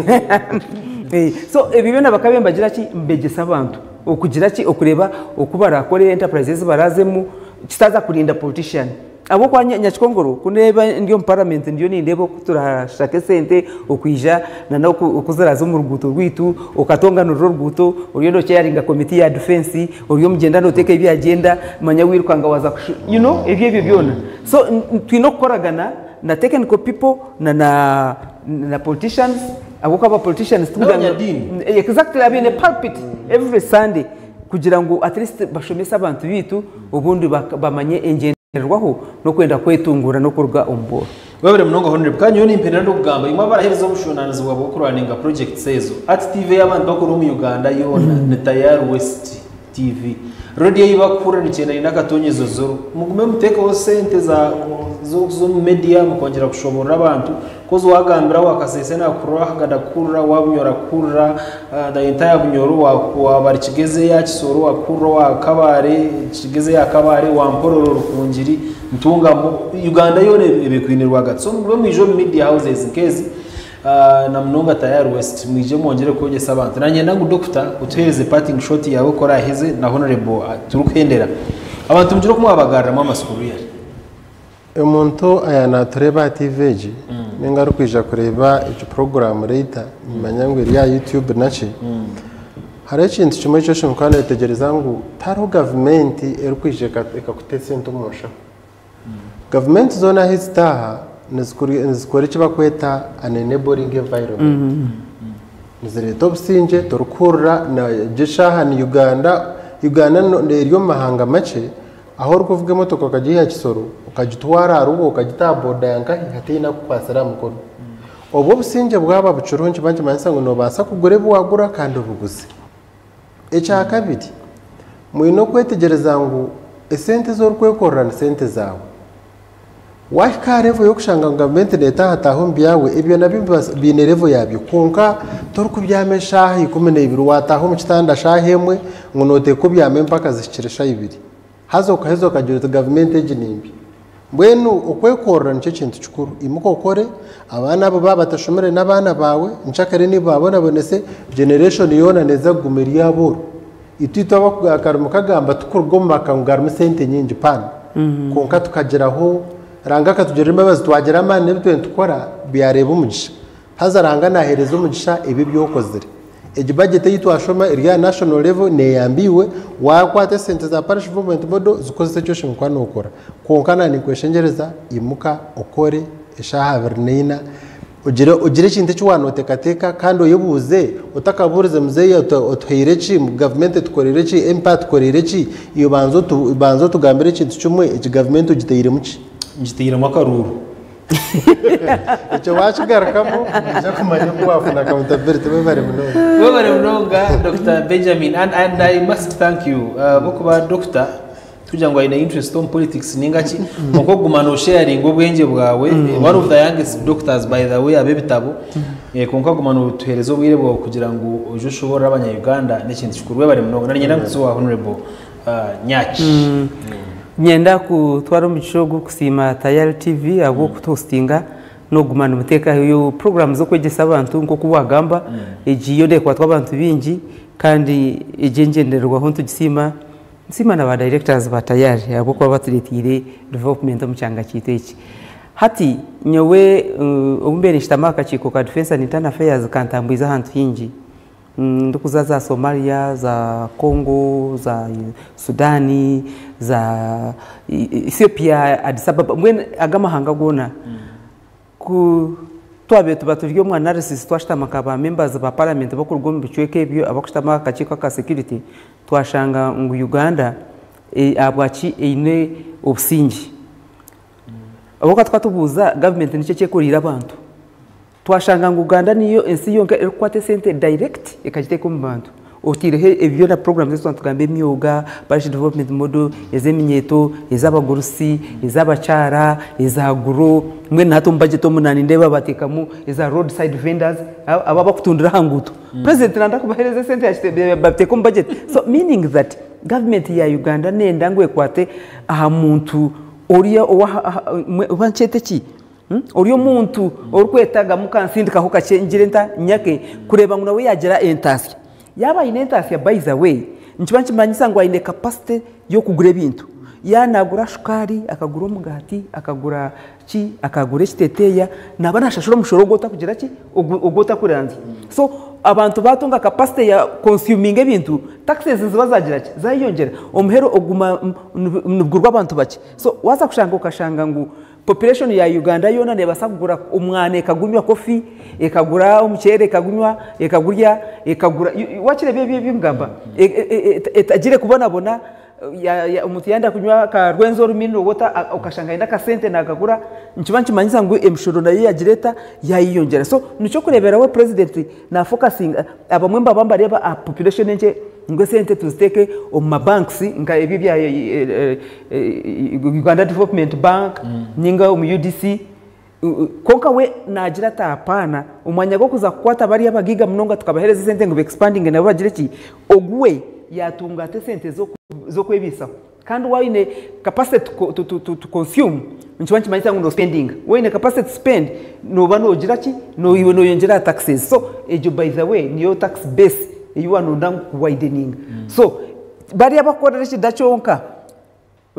batunga kora ka senta ka saving akabika kandi akagaruka kiyezo kushohoza akagaruka kiyezo kugira ki buryo mwe naba yagira ki enshohoza n'entasi enshohoza n'entasi ejo tiyo business yangani batatambira mu isho so nyonyenda kusima kureba ngo budget egi pro people nchete cyo muri yankori kugira ngo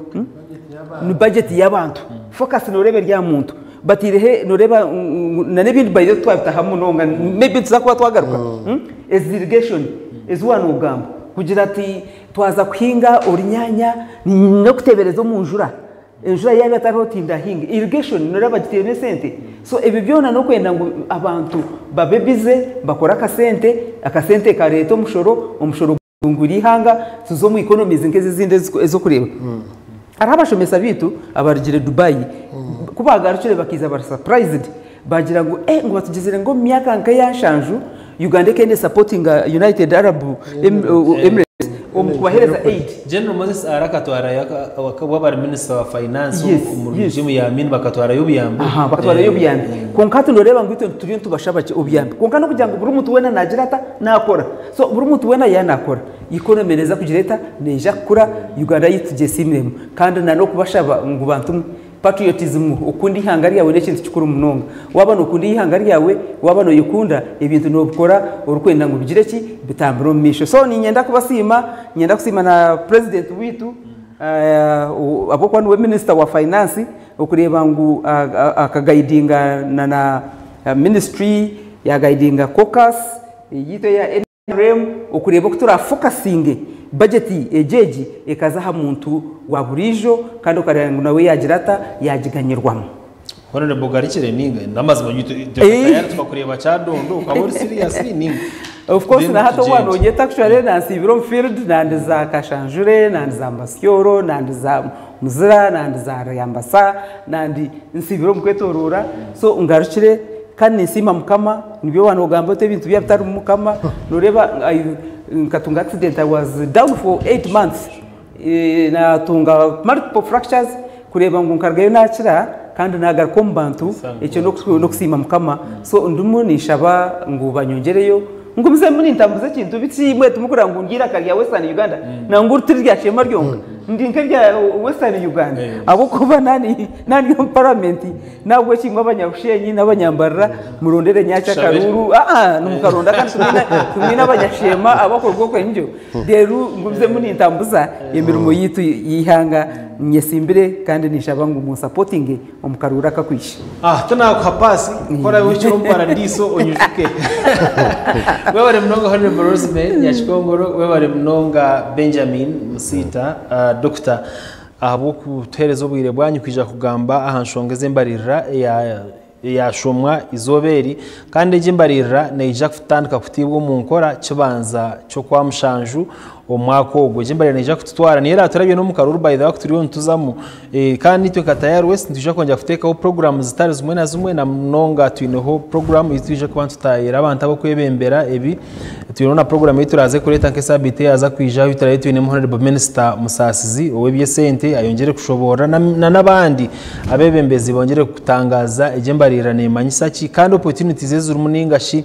ebirumwe bita abantu baburijo twakubasa kuganyurwamo nibyo bihayite nkatayari west dija kongera kubireta twine program erukumanywa nkukubiri neja kuberuho urwakana urwa mukaga kurgashahina okusya shaha mukaga zo mwihangwe kutebekanisa bwa Boaz naija kuba ine pano mpango kandi abwe mbaka bambongera kutera touch umumbari rage tokabasa kudiscussinga obutabaro nshanju na bibiro mushahibiro bukahwa so ntuje kutebekanisa makuru gita genshonga agashahibiro kusyashashe tsekiro omakuru agamushanju ezo nezihangwe na programs ezindi nka tugabagomwe rukuberuho buri kasheshe Monday to Friday kurga shaha ibiro kusyashashe 3 hamwe na natusheshure yashayimo kusyashashe 2 za Monday to Friday tuongere kutangaza kushobora ahambari regi abo kubane nkwataho niwe ne kukwataho ubwa hati ninyenda kubashaba ngo murari kurungi mukama barindi